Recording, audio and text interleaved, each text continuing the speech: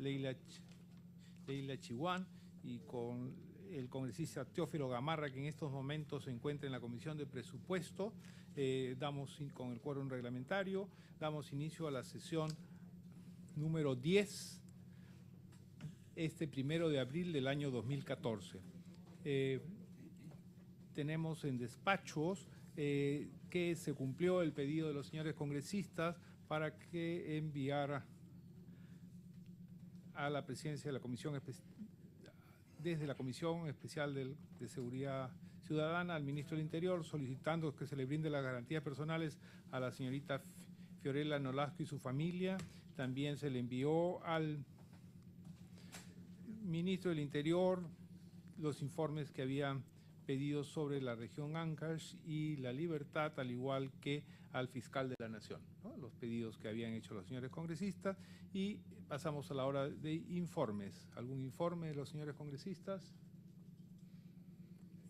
Pedidos, informe del congresista León. Buenos días, presidente. Buenos días, señores congresistas. En la sesión de la semana pasada de la Comisión de Fiscalización, presidente, se aprobó hacer una visita para evaluar los acontecimientos que se están comentando o en los términos denunciando en la región Ancash. Y como quiera que la Comisión de Seguridad Ciudadana también está tomando parte en estas investigaciones, indagaciones, entonces yo informo esto para que se constituya mi informe seguramente en pedido, podamos establecer contactos con la Comisión de Fiscalización y hacer el trabajo juntos, porque una convocatoria en esta comisión, otra en la de fiscalización, que también somos parte, me parece que podría ahorrarse por mejor resultado. Se podría hacer una sesión tal vez en conjunto cuando se trate este tema de la región Ancash, presidente. Gracias. Gracias, congresista.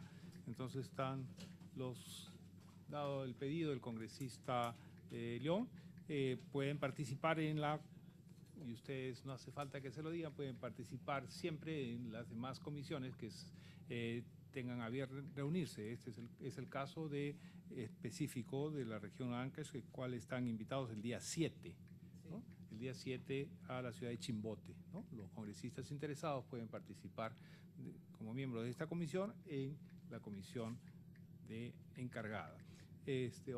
Otro pedido, si no hay otro pedido, congresista Yatas. Muchas gracias, presidente. Mi saludo a los colegas presentes.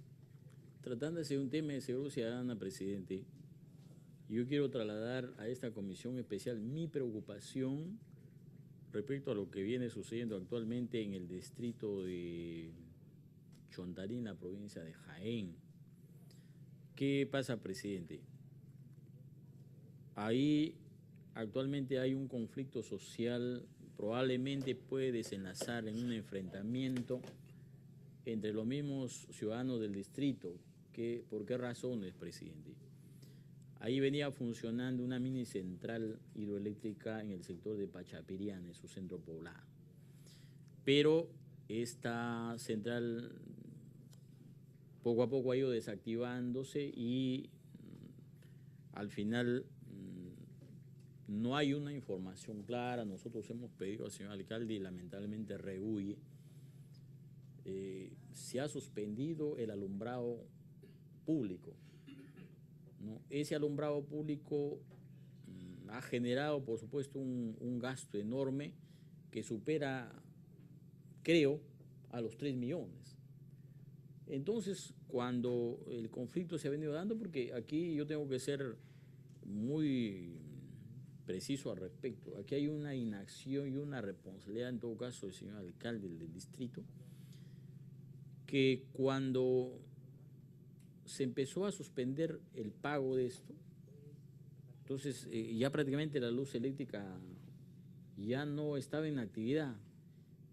Entonces ahí había una preocupación, pero sí la preocupación, valga la redundancia, es que quienes cuestionan al alcalde tienen un recibo de 400 soles, 500 soles. y los que no de 20 soles, de 10 soles. Entonces nosotros hemos pedido, presidente, la información que ha hecho Sinermin, porque hay una oficina de fiscalización, que ha hecho Electronorte y que ha hecho al respecto la municipalidad, pero no hay una respuesta. Lo que a mí me obliga a informar a esta comisión, tratándose un tema de seguridad ciudadana, presidente, es que, si bien es cierto, ahora se ha recuperado el alumbrado público, pero no está claro las cosas y puede generarse algún enfrentamiento entre la comunidad. Incluso hay un cuestionamiento respecto al accionar de la policía, ¿no? Pero también la policía es una situación, si no le da seguridad al alcalde, entonces ahí hay un problema. Frente a ello, yo iré agotando las coordinaciones, presidente, y en todo caso pedir, ¿no?, que la Comisión Especial en Temas de Seguridad Ciudadana nos traslademos al distrito, conversemos con las autoridades, con la comunidad, y de una vez veamos tema y evitemos un posible enfrentamiento, porque ya ha habido agresiones, ¿no? Ya ha habido enfrentamientos así físicos, y eso es una preocupación que le traslado, presidente, a efecto de que se tome en cuenta este asunto. Muchas gracias. Gracias, congresista Yatas. ¿Congresista Chihuán tiene alguna inquietud? Bien, entonces pasamos a la orden del día. Como bien saben, hoy día tenemos como invitado al señor Derrick Roberto Latorre Boza, Superintendente Nacional de la SUCAMEC. El tema que vamos a ver es el anteproyecto de ley de armas, municiones, explosivos, productos pirotécnicos y material relacionados de uso civil, así como las sugerencias y comentarios recibidos sobre el referido anteproyecto. Ustedes bien saben que el Ejecutivo está haciendo una propuesta que fue sometida a la opinión pública y ya tengo entendido que terminó el periodo de recibir los aportes. Entonces aquí la semana pasada tuvimos a miembros de la asociación de personas que están con armas que también hicieron uso de la palabra, y ahora pues queremos también escuchar la posición de este anteproyecto de ley. Dejamos en el uso de la palabra al señor Derrick Roberto Latorre. Señor presidente, muy buenos días. Señores congresistas, buenos días. Agradeciendo la invitación que me han formulado, estoy aquí para presentar el informe correspondiente. Antes quisiera señalar que también estamos presentando un oficio solicitando que también la comisión que usted preside, si lo tiene a bien, claro está, invite a otros actores de la sociedad civil, que también creo que escuchar la opinión de estos otros actores, como podrían ser el Instituto de Defensa Legal, el Instituto de Seguridad y Derechos Humanos, Amnistía Internacional, la Sociedad Nacional de Industrias, la Sociedad Nacional de Minería e Hidrocarburos, creo que tienen también bastantes aportes que formular y una opinión que plantear ante esta comisión. Al mismo tiempo, en efecto, el plazo para presentar los comentarios, sugerencias respecto a dos anteproyectos que hemos presentado, uno referido a servicios de seguridad privada y el otro, el que voy a exponer, referido a armas, municiones, explosivos y pirotécnicos de uso civil, se están desarrollando desde hoy día talleres participativos con diferentes actores, y hoy día empezamos con el proyecto de ley de seguridad privada, mañana la parte de explosivos y productos pirotécnicos y el jueves la parte correspondiente a lo que es armas y municiones. En estos talleres lo que se quiere es, digamos, escuchar, hacer un feedback con las propuestas que nos lleguen desde los diferentes actores. Hemos recibido una serie de comentarios, muchos de ellos se están procesando y los queremos conversar en el marco de estos talleres, ¿no? Entonces, dicho esto, yo procedo a presentar mi exposición ante ustedes. La siguiente, por favor. Vamos a plantear los principales aportes respecto al anteproyecto de ley de armas, municiones, explosivos y productos pirotécnicos. Correcto. Este anteproyecto, digamos, está trabajándose sobre la base de documentos internacionales, estándares internacionales, y queremos, digamos, tener un marco normativo moderno que nos permita regular, ni sobreregular, pero tampoco infrarregular. Regular en la medida de lo necesario una actividad que de todas maneras constituye una actividad riesgosa, como es el uso, la comercialización de armas, municiones, explosivos y productos pirotécnicos. Entonces, nuestra idea es regular en el nivel que sea razonable y, digamos, que genere los incentivos para un comportamiento responsable y además nos permita efectuar un control eficaz. En esa línea se ha incluido un artículo inicial en el cual se ponen una serie de principios que van a regir el quehacer, digamos, de los diferentes actores en esta materia. Pasamos a la siguiente. Se han incluido una serie de definiciones también que creo que es ahí donde deberíamos empezar a trabajar para tener, digamos, los conceptos claros, saber a qué nos estamos refiriendo. Y esto siempre en la línea con lo que es el derecho comparado. Yo quiero comentarles que el día de antes de ayer se ha publicado en el Diario Oficial del Peruano el Decreto Supremo 05/2014-IN, que, por ejemplo, crea por primera vez en la historia del Perú, un registro, el Registro Nacional de Gestión de la Información de SUCAMEC, que va a incluir toda la información necesaria sobre los temas que justamente controlamos nosotros: servicios de seguridad privada, armas, municiones, explosivos y productos pirotécnicos. Nuestra aspiración es a que en un futuro, digamos, a mediano plazo, podamos contar ya con la posibilidad de ver en línea las transacciones, conocer la situación de cada usuario, etcétera. Todo esto se va a dar a través de este registro que se ha creado y que, por supuesto, dada la complejidad de un proyecto de esta envergadura, va a tener que implementarse progresivamente. No lo vamos a hacer en el corto plazo. Hay cuestiones que vamos a tener que ir atendiendo en el corto, mediano y seguramente largo plazo. Es un proyecto grande, pero que creo interesa a todos y respecto al cual seguramente estaremos de acuerdo todos. En el anteproyecto de ley también se está, digamos, precisando el alcance de las facultades, de las prerrogativas de SUCAMEC, ¿no? En este sentido, tenemos, por ejemplo, que se está precisando el alcance de la capacidad de SUCAMEC de incautar, en el caso de la parte de armas, las armas de fuego, ante cualquier incumplimiento de la ley y su reglamento. Esta facultad es muy importante, ¿no? Hoy en día, señores congresistas, para otorgar una licencia de uso de armas de fuego, basta con que se cumplan una serie de requisitos formales, fundamentalmente, por ejemplo, antecedentes penales, judiciales y policiales.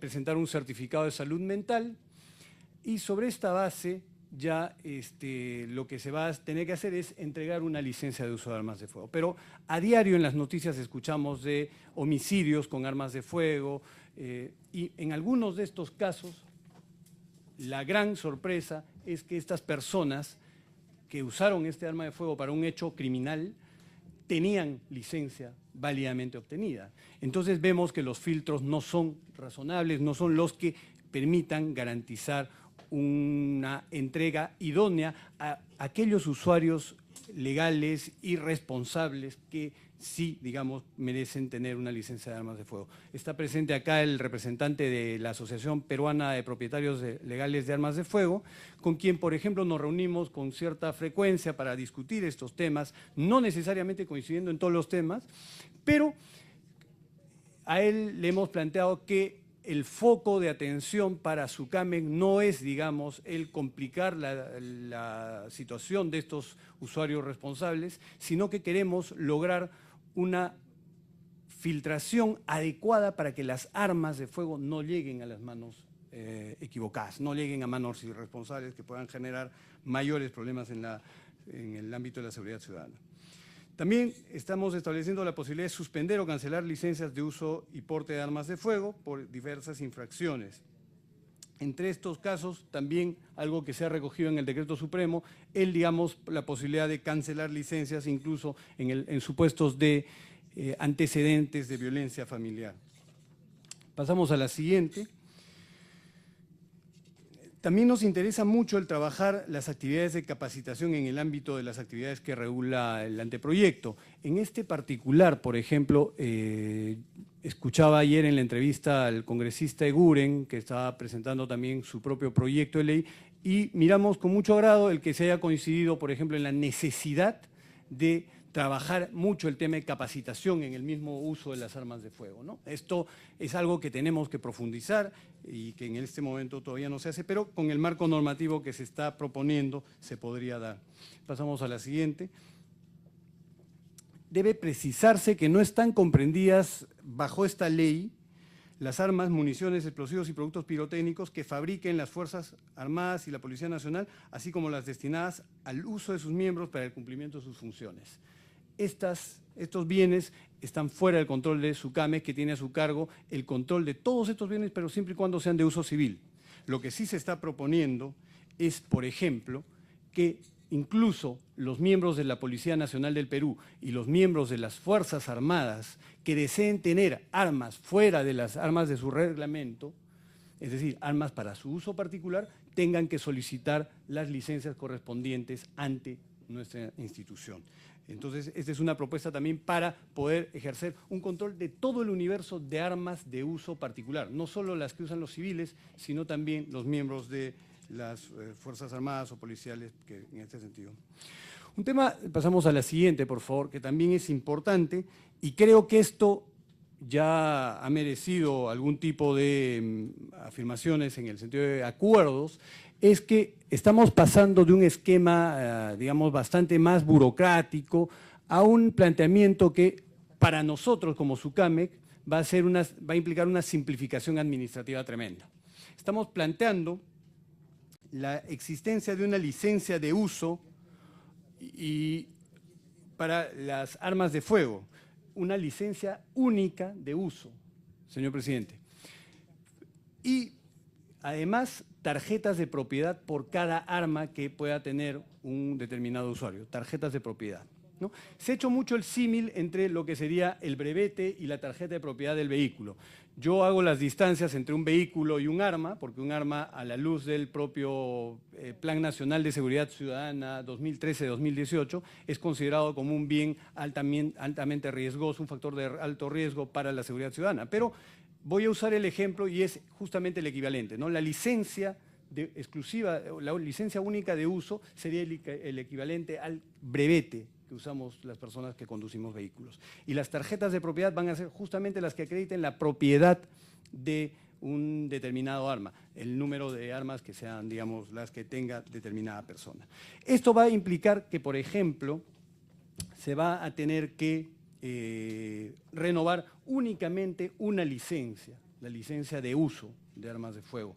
Las tarjetas de propiedad no van a tener un tiempo de vigencia, son tarjetas de propiedad que acreditan la propiedad mientras esto no cambie, ¿no? Pasamos a la siguiente, por favor.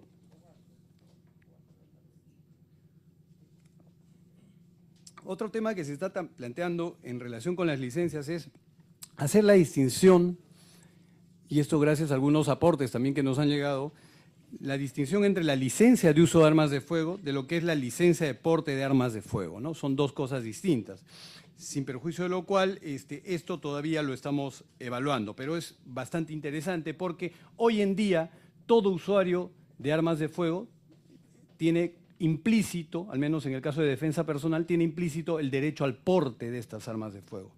Entonces, este es un tema que creo merece también ser debatido en el ámbito público. Pasamos a la siguiente. En cuanto al tiempo de vigencia, digamos, el decreto legislativo 1127, ley de creación de la SUCAMEC, plantea un año de vigencia y esto se ha mantenido, pero este es un tema que, digamos, en buena cuenta, el Congreso en su momento tendrá que definir, ¿no es cierto? Porque hay propuestas desde 3 años, 5 años, que, digamos, tendrán que debatirse en el seno de este poder del Estado. En cuanto a licencias mancomunadas, el anteproyecto permite únicamente que se obtengan licencias de uso y o porte de arma de fuego de carácter mancomunado en los casos de licencias para caza o deporte. Por tanto, no se va a admitir, de acuerdo a nuestro anteproyecto, licencias mancomunadas para el tema de defensa personal. El tema de defensa personal, quiero ser muy explícito, es un campo en el que, digamos, justamente se obtienen un grueso de licencias a nivel nacional y muchas veces incluso han llegado a través de esta modalidad de licencias armas a personas que luego las han usado en actividades delictivas, ¿no? En cambio, el tema de las armas de caza, las armas de deporte, es un tema que es mucho más claro, menos problemático que el de las armas de defensa personal. Se está planteando también, pasamos a la siguiente, por favor, la inhabilitación para la obtención de licencias de uso y porte en el caso de usuarios que consideramos que no son lo suficientemente diligentes, usuarios que, digamos, en un periodo de 2 años contados desde que obtuvo la licencia, sufran o denuncien el robo o pérdida de sus armas, de 2 o más armas en 2 eventos distintos, ¿no? Hoy en día tenemos que anualmente se reportan como perdidas o robadas entre 1.500 a 2.000 armas, un promedio de 1.700 armas anuales se reportan como perdidas o robadas. Este es un problema serio para la seguridad ciudadana. Y por tanto, nosotros queremos generar los incentivos para que los usuarios asuman de manera diligente, con una diligencia que creemos que es necesariamente más allá de la ordinaria, el cuidado de estos bienes que ya son un bien riesgoso, ¿no? Pasamos a la siguiente. También hay que hacer una precisión para la autorización de importación y exportación de armas, municiones y materiales relacionados, en el sentido de que, en este caso, las resoluciones van a tener una vigencia de 1 año calendario contado a partir de la expedición de la autorización respectiva. Pasamos a la siguiente. El anteproyecto incluye también las prohibiciones para solicitar licencias y autorizaciones de armas y materiales relacionados a las personas naturales o los representantes de las personas jurídicas que han sido condenadas por delitos de fabricación, almacenamiento o suministro o tenencia ilegal de armas, municiones y materiales relacionados de conformidad con el artículo 279 del Código Penal. Este es un tema también en el que ha habido coincidencia con el proyecto presentado por el congresista Egure. Pasamos a la siguiente. Un tema también importante para nosotros es el del marcaje de armas. Esto también bueno, el Perú ha suscrito y ha ratificado diversos tratados a nivel internacional, como el CIFTA, por ejemplo, que nos obligan a tomar ciertas medidas en relación con los temas de armas. Uno de estos temas es el del marcaje de armas, ¿no? O sea, tenemos que hacer un marcaje que nos permita hacer el rastreo del arma desde su fabricación, pasando por importación, exportación, hasta el destino final de esta arma, ¿no? Que podría ser incluso el decomiso por parte del Estado. De este modo, entonces, lo que pretendemos es que se cumpla normas internacionales y que nos permita a nosotros como superintendencia hacer un control efectivo de estos temas.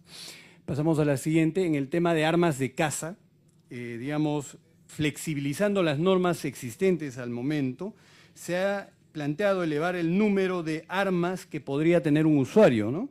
Que podrían ser ahora son de 2 como máximo por tipo de arma y estamos planteando que sean 10 por tipo de arma. Estamos, digamos, ampliando en 5 veces el número actualmente permitido. Pasamos a la siguiente. Un tema que salió del Congreso de la República es el de la prohibición de las armas 9 milímetros, Luger o Parabellum. Tengo entendido que se ha presentado un proyecto de ley hace pocos días que estaría levantando esta prohibición. Este es un tema que también corresponde en buena cuenta que lo decida el Congreso de la República. Mientras tanto, digamos, nosotros en cumplimiento de la normativa, lo que hacemos es, tenemos que ajustarnos y hacer que esta se cumpla. Incluso, el año pasado promovimos un decreto supremo, el decreto supremo 014 del 2013, por el cual, digamos, haciendo una lectura bastante flexible de esta prohibición, hemos permitido que los usuarios que tienen actualmente licencias para este tipo de armas puedan extenderlas hasta el 2018, puedan prorrogarlas hasta el 2018. Pero en todo caso, este es un tema que corresponde que el Congreso decida. Pasamos a la siguiente. Un tema también a la luz del derecho comparado es el de las réplicas. Las réplicas, digamos, estarían prohibidas de comercializarse, pero exceptuamos las réplicas que se utilizan como pasatiempo. En este caso hay algunas asociaciones que practican estos juegos de guerra con unas réplicas denominadas armas de airsoft. Y en este caso, lo único que se está planteando es que estas armas, que son idénticas a armas reales, deben tener una distinción evidente que las diferencie de las armas reales, que es un color, digamos, y esto se aplica en países como Estados Unidos, Chile, entre otros. Entonces creemos que también con esto vamos a ponernos al día en estas normas. Pasamos a la siguiente, entramos al tema del almacenamiento y depósito de armas. Aquí se establece en el anteproyecto que cuando las armas, municiones y materiales relacionados ingresen al país producto de una autorización de importación, tendrán que almacenarse en determinadas condiciones, ¿no? Y el caso de depósito se dará en diferentes supuestos, como el de transferencia de titularidad, por fallecimiento de titular. Esto, el depósito ante, digamos, SUCAMEC, ¿no? Pasamos a la siguiente, para no extenderme demasiado. Pasamos a la siguiente. Entrando ya al tema, esos son los temas que yo quisiera destacar en la parte de armas y municiones. En el tema de materias, en materia de explosivos, tenemos algunos temas que yo quisiera destacar también. El anteproyecto establece que se considerará como materiales relacionados de los explosivos a los insumos, conexos y accesorios, ¿correcto? Dentro de las autorizaciones estamos considerando que se debe reemplazar las hoy existentes autorizaciones global y eventual de explosivos por una única autorización. No queremos o no creemos necesario que se distinga entre la autorización global y eventual.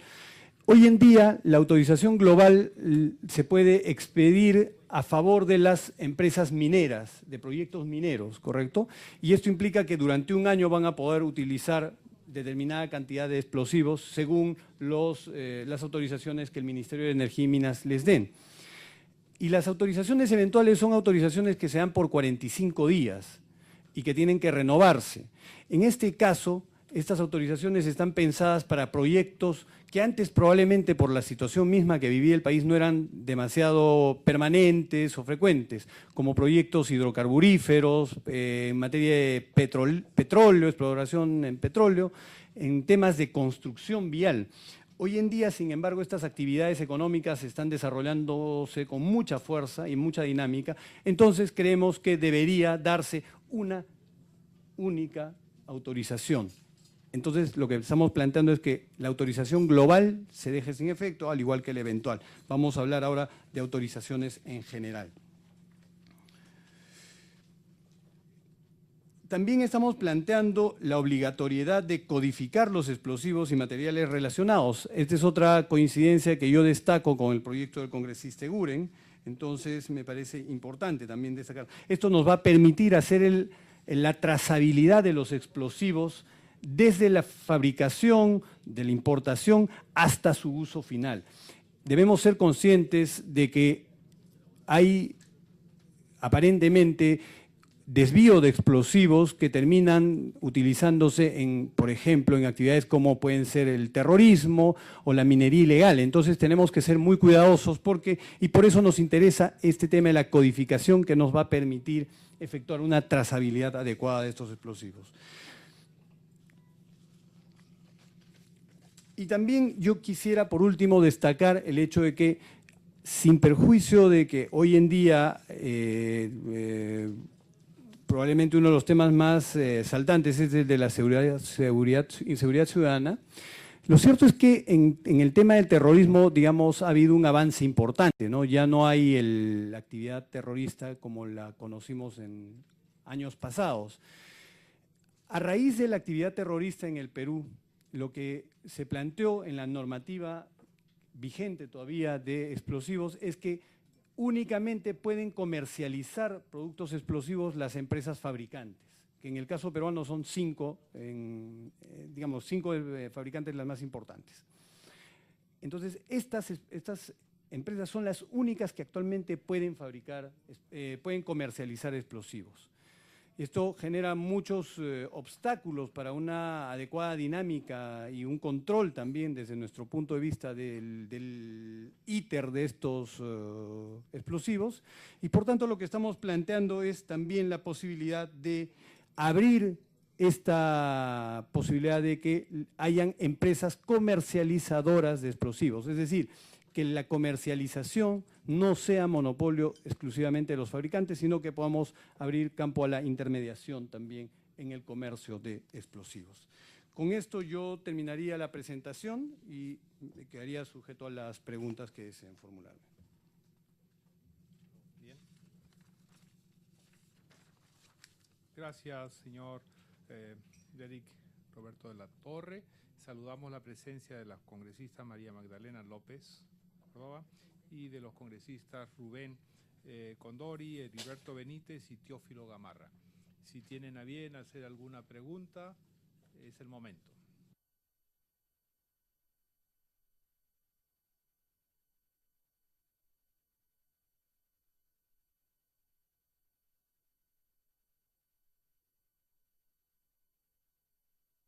Congresista León.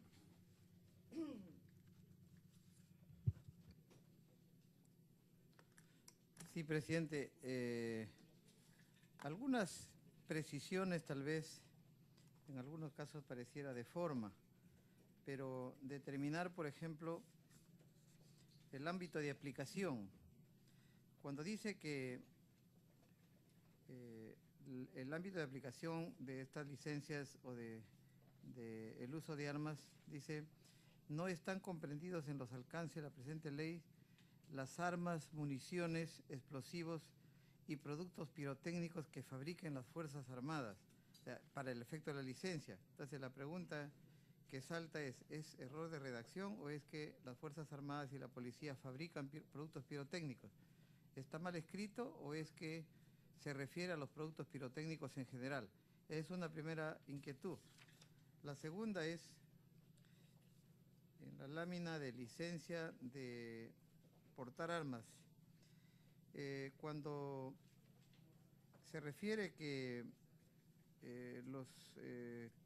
las licencias están autorizadas para ser usadas, para usar armas en lugares públicos o de acceso público de un arma en condiciones de uso inmediato, o sea, puede portar una pistola, un arma letal. Entonces, yo quiero preguntarle ahí si esta autorización está por encima de las normas específicas de los establecimientos públicos, para hacerla más directa.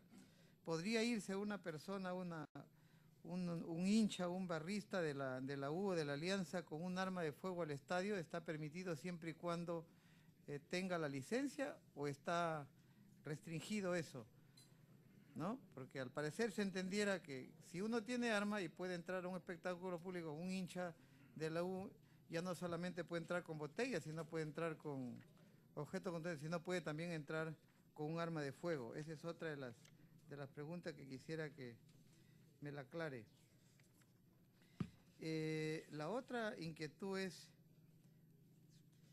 ¿a qué se atribuye? ¿Qué es lo que estima SUCAMED cuando se registra 1.700 armas que se están robando, se están perdiendo de sus propietarios por año? ¿Ya? Y si cree que en efecto va a bajar eso dándole ahora 2 o más licencias, ¿no? O restringiéndole, ampliándole el año, la vigencia de la licencia por 2 años. Ya, respecto al marcaje, ¿a qué se refiere el marcaje? ¿Necesita que el fabricante artesanal de los talleres que hacen perdigoneras, que es un arma ya de fuego, tiene que tener un BIN codificado, o es que sencillamente le pone el código de su taller o de su fábrica, que muchas veces son informales, que no tienen ni el registro para su funcionamiento? Hay un BIN codificado que debe ir en un registro especial de la SUCAMED, de Indecopi, de no sé de dónde, pero ¿eso es así o es solamente que le puede poner una marca o un número de su taller?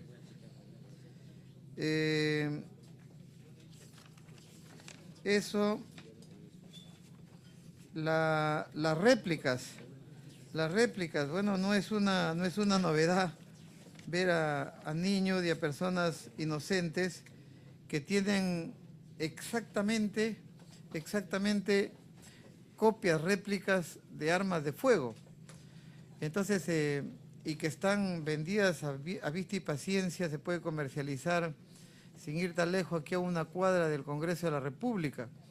Ya no sé si eso va a seguir siendo un cheque en blanco a partir de este proyecto de ley, o es que específicamente también se prohíbe que las réplicas y copias que casi son exactas y que se ve en comercialización industrial, tiene que prohibirse también en este proyecto de ley. Esas son mis inquietudes por ahora, presidente. Gracias, congresista. ¿Alguna otra pregunta?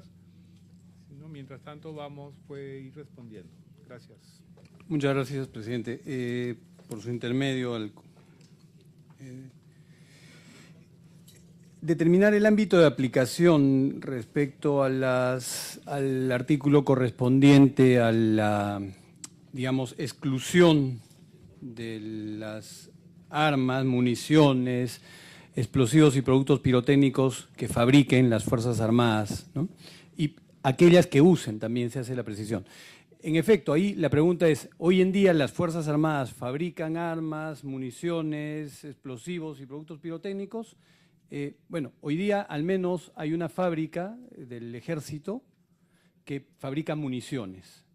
Digamos, se fabricaban armas también, no sé si el CIMA siga fabricando armas, pero lo cierto es que estas armas, y siempre que estén referidas al uso de las Fuerzas Armadas, no van a ser de competencia nuestra. Nosotros, como SUCAMEC, tenemos a nuestro cargo el control y fiscalización de las armas, municiones de uso civil, ¿correcto?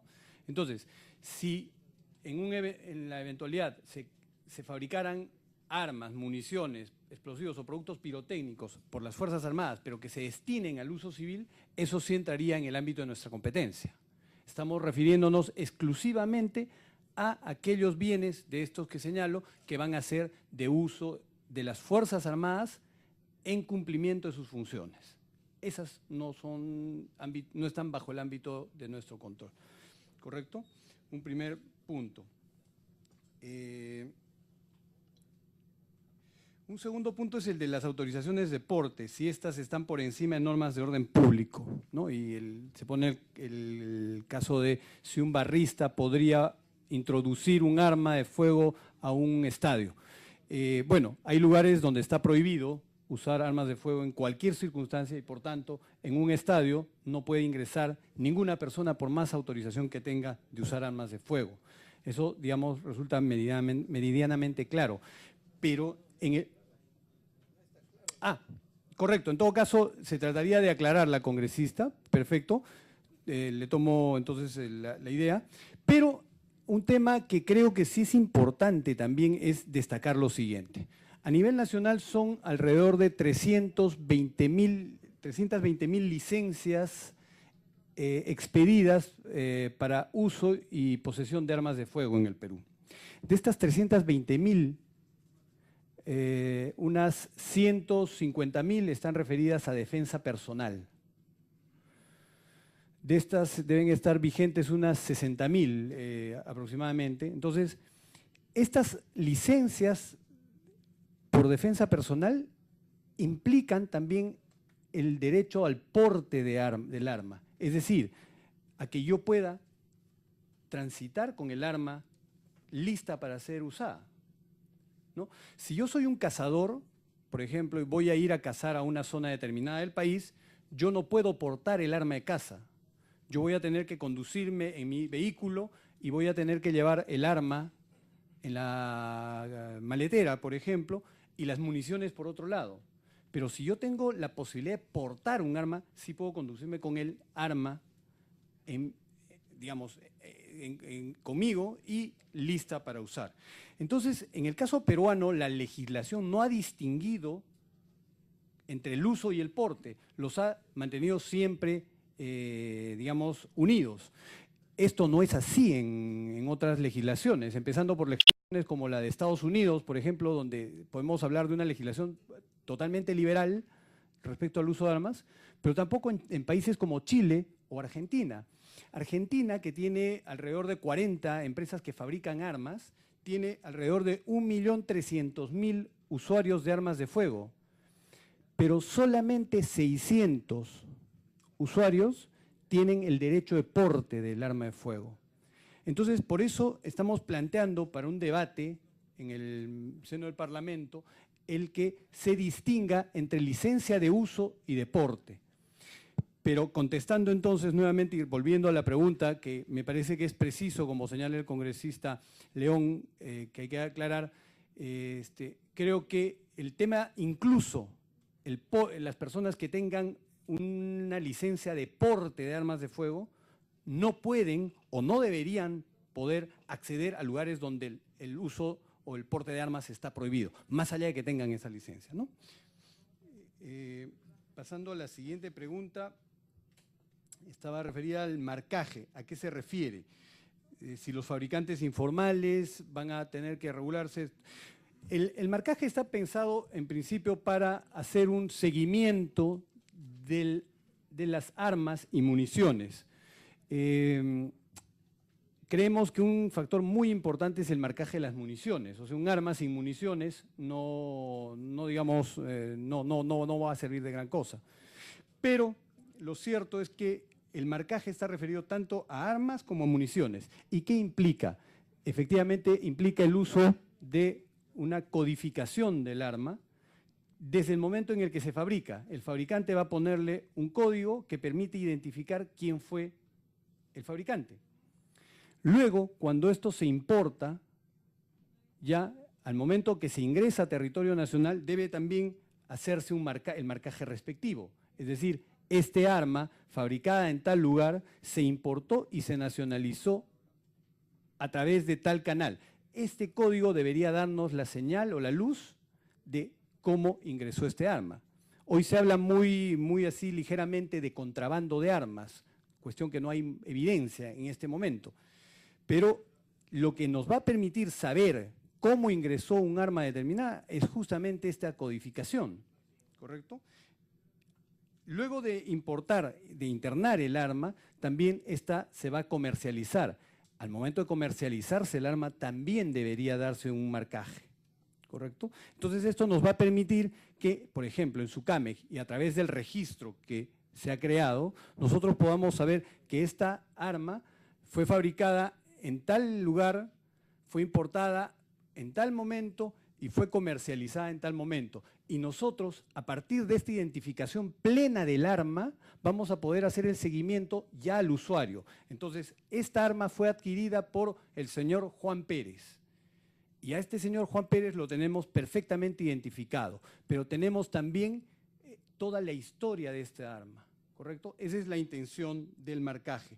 Los fabricantes en el Perú, digamos,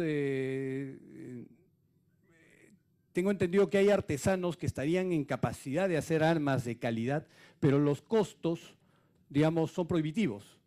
Por tanto, digamos, existen estas armas hechizas que son de muy mala calidad, digamos, no son reconocidas siquiera, ¿no? Entonces, mientras la fabricación no sea regular, digamos, no podríamos hablar de qué es lo que tendrían que hacer los fabricantes informales. La idea es, sin embargo, con el marcaje hacer el seguimiento completo. Y la última pregunta que formuló el congresista León es el de las réplicas. Este tema para nosotros es importante. Hay un número muy elevado de denuncias de robo con armas de fuego, pero cuando se hace el contraste del trámite de estas denuncias, digamos, vemos que estas personas que supuestamente habrían perpetrado un robo a mano armada, muchas de ellas terminan siendo o exculpadas o les aplican penas menores porque el asalto, el robo, fue practicado con un arma, entre comillas, de juguete. claro, la víctima de este robo no se va a poner a preguntar en ese momento si me están asaltando con un arma de juguete o un arma de verdad. Entonces, por esto es muy importante que las réplicas, y con réplicas nos referimos a armas que son plenamente confundibles con un arma real, tengan un distintivo que las permita reconocer rápidamente, ¿no? Si tienen, por ejemplo, un color fosforescente, vamos a saber que esa no es un arma real, ¿no? Pero mientras tengan los colores exactos, idénticos a un arma real, realmente uno no va a poder distinguir esto. Esto sería lo que tendría que responder al congresista León. Sí, congresista León. Sí, presidente. Una cosa que ha quedado todavía sin aclarar. Respecto al periodo de vigencia de la licencia que se propone en este anteproyecto. Actualmente existe, lo tomé de la exposición anterior, casi 380.000 licencias de posesión y uso de armas de fuego en el Perú, y de las cuales casi 200.000, ojo, 200.000 de las 380.000 están en situación irregular, de las cuales 160.000 son licencias vencidas. Y cuando, tratando de resolver como parte de la problemática esta falla tan grande en las licencias, ahora se propone solamente poner la vigencia de 1 año por cada licencia que se otorgue. Si con 2 años de por sí nos ha sucedido esta terrible estadística de incumplimiento, de informalidad, entonces yo me pregunto y le traslado la preocupación, ¿no será que acortándole el tiempo, con todos los trámites de engorrosos que son y con toda la resistencia que hay de hacer una formalización de la tenencia y del uso de las armas, entonces no será que estamos agravando el problema? ¿No sería al contrario la propuesta de no bajarlo a 1 año? Pues 1 año se pasa volando, y ojalá que antes del 2016, que todavía estamos acá en el Congreso, probablemente no tengamos ya el 100% de las 380.000 vencidas. Por eso es que a mí me preocupa que se esté reduciendo el plazo cuando es muy complicado ya de por sí con 2 años.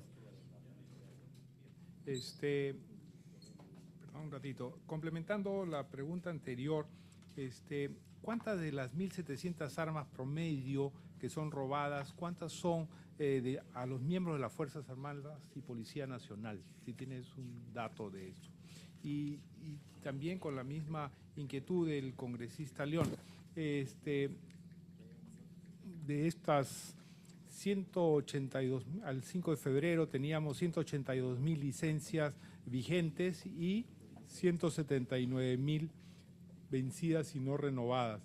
Estas 180.000 prácticamente que están vencidas y no renovadas, veo que ustedes están trabajando y están haciendo circular unos oficios a las personas que tienen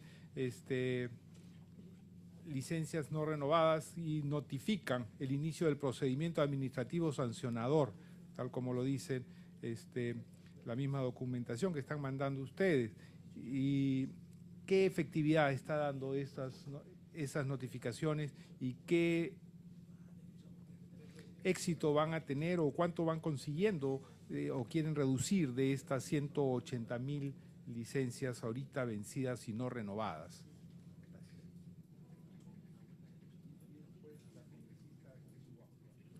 Gracias, presidente. Una consulta al superintendente. ¿Se ha considerado establecer requisitos estrictamente necesarios a las denominadas armas para el deporte? Porque un arco y una flecha no debería calificar como arma, tal como sucede en otras legislaciones. Establecer que el arco y flecha son armas impide la difusión y práctica del tiro al arco, por ejemplo. Habría que realizar un replanteamiento del tema a fin de no perjudicar el desarrollo de ciertas disciplinas deportivas. Gracias. Puede responder, señor Latorre. Muchas gracias. En cuanto a la vigencia que se plantea, el decreto legislativo 1127 redujo la vigencia de las licencias de 5 años a 1 año. Como le decía al presidente de la comisión, yo tengo 9 meses en el cargo y yo ya asumí un serio problema administrativo por la alta carga de la renovación de licencias.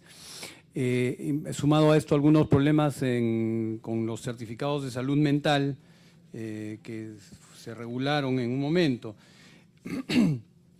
Y por tanto, lo que yo quisiera destacar también, señores congresistas, es que se trata de 320.000 licencias, ¿no? Y de estas, 180.000 estarían vencidas. Digamos, el problema es de que no solamente se debe a la reducción del plazo el tema del vencimiento. De repente hay un crecimiento en el vencimiento de estas licencias, pero lo cierto es de que estamos tratando de entender por qué vencen tantas licencias. No solamente podríamos atribuirlas a este problema. Pero en todo caso, a lo que estamos apostando es a distinguir entre licencia única de uso y tarjetas de propiedad. ¿Correcto? Tarjetas de propiedad por las armas. Las tarjetas de propiedad no van a tener fecha de vigencia, o sea, tiempo de vigencia. Van a ser otorgadas al dueño de un arma y esta no va a tener que renovarse. Se va a tener que renovar únicamente una licencia de uso. Por ejemplo, hay deportistas que tienen 15, 20 armas fácilmente, ¿no? Entonces, hoy en día estos deportistas tienen que renovar 15 o 20 licencias anualmente, porque no se distingue entre la licencia del uso y la propiedad del arma. Por tanto, nosotros estamos haciendo un planteamiento que va a permitir facilitar los trámites para el usuario, pero también para su CAMEC, ¿correcto? Entonces, hoy lo que estamos planteando es una sola licencia de uso más las tarjetas de propiedad. Esto va a reducir drásticamente, digamos, la carga administrativa. Por otro lado, nosotros lo que estamos queriendo plantear es una evaluación seria, rigurosa para la entrega de estas licencias de uso y con la idea de que anualmente esto, luego de obtenida la licencia de uso, se pueda renovar en buena cuenta virtualmente, ¿no? De manera prácticamente automática, con el cumplimiento seguramente de algunos requisitos muy puntuales, pero la idea es que adoptemos ya las tecnologías de la información y la comunicación, Internet, ¿no es cierto? Entonces, sí, el tema para nosotros es complejo, pero creemos que con el uso de las tecnologías, más la reducción de las licencias, ya no va a ser una licencia por arma, va a ser una sola licencia más tarjetas de propiedad. Entonces, lo único que se tendría que renovar son las licencias. Creemos que esto, en buena cuenta, podría reducir esta carga administrativa. Sin perjuicio de ello, el tema de la vigencia, señores congresistas, es un tema que también se va a decidir al interior del propio Congreso. En cuanto a las estadísticas de armas, digamos, robadas, un tema que es serio es la ausencia de información, de procesamiento de la información con la que se cuenta. Nosotros estamos culminando, yo no tengo todavía cómo entregarles el documento, pero ya está en una versión preliminar, un documento que evalúa la información alcanzada por la policía respecto a las armas incautadas el año 2013. Y las cifras son alarmantes, ¿no es cierto? En el caso de las armas incautadas, han sido incautadas el año 2013 alrededor de 1.970 armas. Esto lo vamos a hacer llegar oportunamente acá al Congreso. Estas 1.970 armas han sido incautadas en hechos delictivos, tenencia ilegal de armas, robos, violaciones, etc. De estas 1.970, 600 armas, algo más de 600 armas, esto es el 30%, son armas que hemos podido identificar plenamente en la base de datos de SUCAMEC. Plenamente, o sea, número de registro y número incluso de licencia otorgada. De estas 600 armas, 200 más o menos son de usuarios que obtuvieron licencias entre los años 2012 y 2013. esto nos muestra que, digamos, mucha diligencia de estos usuarios no ha habido. 30% adicional está referido a armas a las que les han borrado los números de serie. La Dirección de Criminalística y la Policía nos indica que estas armas, a pesar de que han sido borradas en sus números de serie, podrían ser recuperadas e identificadas a través de procedimientos que tienen ellos. Y esto nos permitiría saber cuál es el origen, pero presumimos que si les borran los números de serie es porque no se quiere permitir que identifiquen quién es el usuario propietario de las armas, por lo que podemos presumir que estas armas también tuvieron un origen legal. El grueso de armas incautadas son armas de uso civil. Alrededor del 7% han sido armas que pertenecieron a miembros de la Policía Nacional del Perú.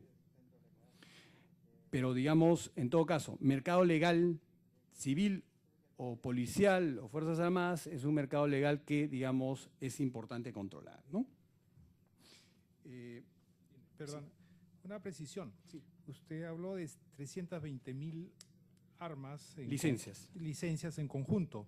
Sí. Nosotros le pedimos la información al mes de abril del año pasado y nos habló de 314.000. Y después, el 5 de febrero, también le pedimos la misma información y nos habló de 182.000 licencias vigentes y vencidas y no renovadas 179.000, lo que son 361.000. Y usted ahora nos dice 320.000. Sí, bueno, estoy hablando, no vine con las cifras, pero si le he mandado, estas son las cifras, ¿no? No he venido con las cifras porque el tema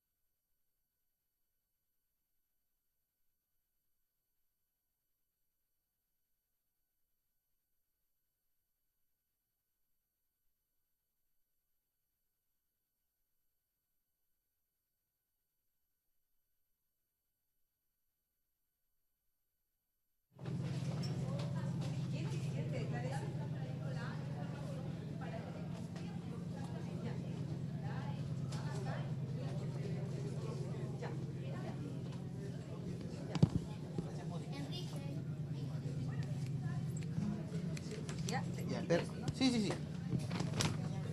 Ah, ya.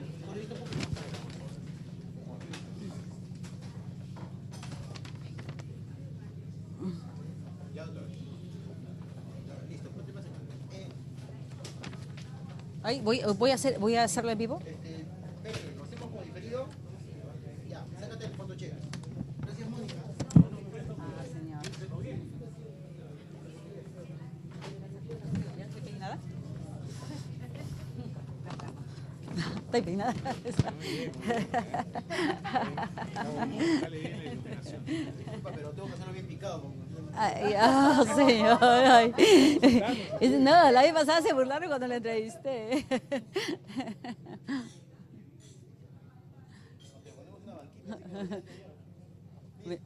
Ya, ya.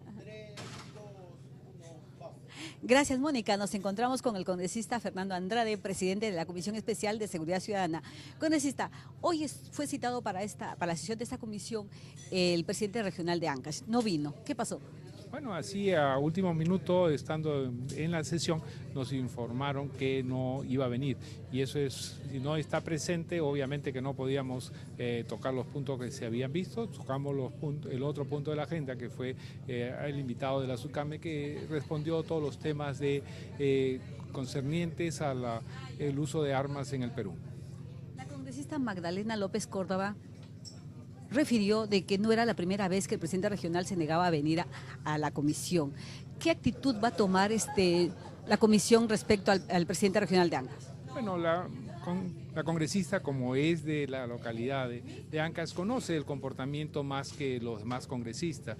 Yo la verdad que desconozco que en otras situaciones no haya venido. Para mí es la primera vez que no ha asistido, y obviamente que es entendible que con la presión que ahora recién se está poniendo por parte de la Fiscalía y por parte del Poder Judicial y la Contraloría, inclusive para el próximo 7 está yendo una comisión especial de fiscalización del Congreso a la región, a Chimbote, donde se van a reunir. Entonces veo que tienen bastante carga laboral al respecto, ¿no? ¿Significa que ya no citará su comisión al presidente regional? Bueno, yo creo que ahora ya hay una comisión especial dedicada al presidente regional. Aquí, por el momento, vamos a dejarlo de lado hasta que se aboque a responder las otras inquietudes que tiene al respecto con el tema de Ancash, ¿no? Gracias, congresista. Han sido las declaraciones del congresista Fernando Andrade. Él ha manifestado que va a dejar en stand-by la presentación del presidente regional de Ancash en la Comisión de Seguridad Ciudadana. Adelante, Mónica.